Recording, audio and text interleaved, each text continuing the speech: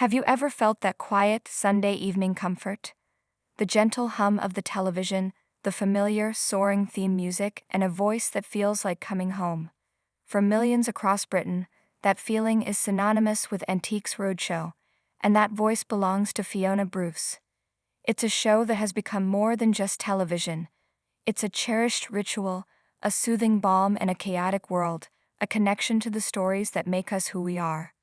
But what happens when the steady hand on the tiller, the familiar face that guides us through these weekly journeys into the past, voices a flicker of doubt?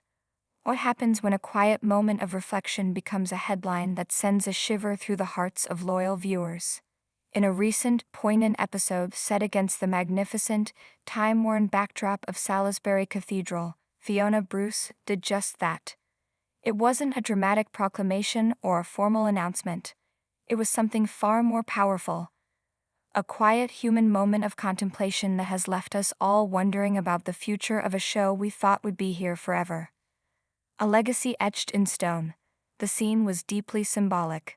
Fiona wasn't just observing, she was participating in the living history of the cathedral.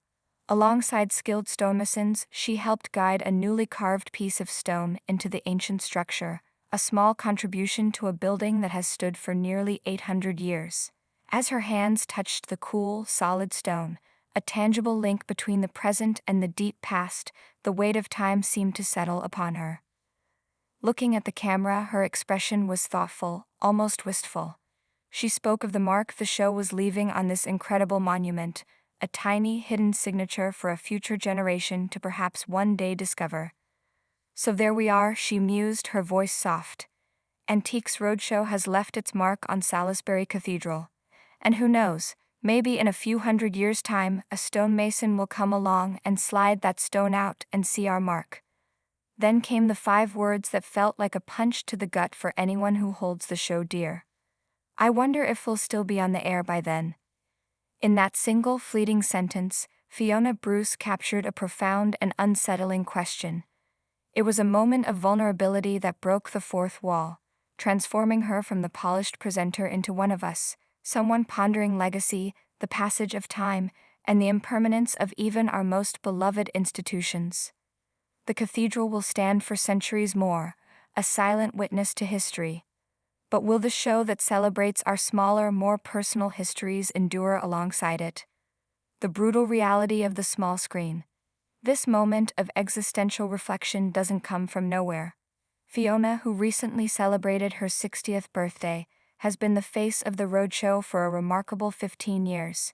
She's guided us through countless village halls, stately homes, and city squares, sharing in the public's gasps of delight and quiet tears of remembrance. She is, for many, as much a part of the show as the dusty heirlooms and the experts' astonishing revelations. Yet, with the wisdom and pragmatism that has defined her career, she understands the nature of the industry she inhabits. Television is a notoriously fickle world, one that constantly craves the new, the next, the now. Loyalty is a wonderful sentiment, but it doesn't always pay the bills or attract a younger demographic. In a candid moment of self-awareness, she recently acknowledged this truth, admitting she doesn't believe she's irreplaceable. Maybe next run, they will ring changes, she revealed with a startling frankness. I'll be sad, but I will totally accept it. That's the brutal reality of TV. You rarely leave at a time of your choosing. These words are a stark reminder that behind the comforting Sunday evening glow is a high-stakes business. Fiona Bruce is no stranger to it. Her career is a testament to her talent and tenacity. She shattered glass ceilings as the first female anchor on the BBC's News at 10 and brought a steady, reassuring presence to the often harrowing stories on Crime Watch. She is a heavyweight of British broadcasting, yet she remains refreshingly grounded, saying, "I'm pretty relaxed about it all."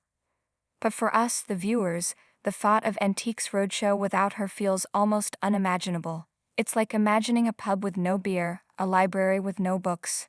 Her warmth, her genuine curiosity, and the way she connects with people from all walks of life are the emotional glue that holds the entire program together. From porcelain to pavement, the great trainer debate. The question of the show's longevity isn't just about its host, it's about its very essence in a rapidly changing world.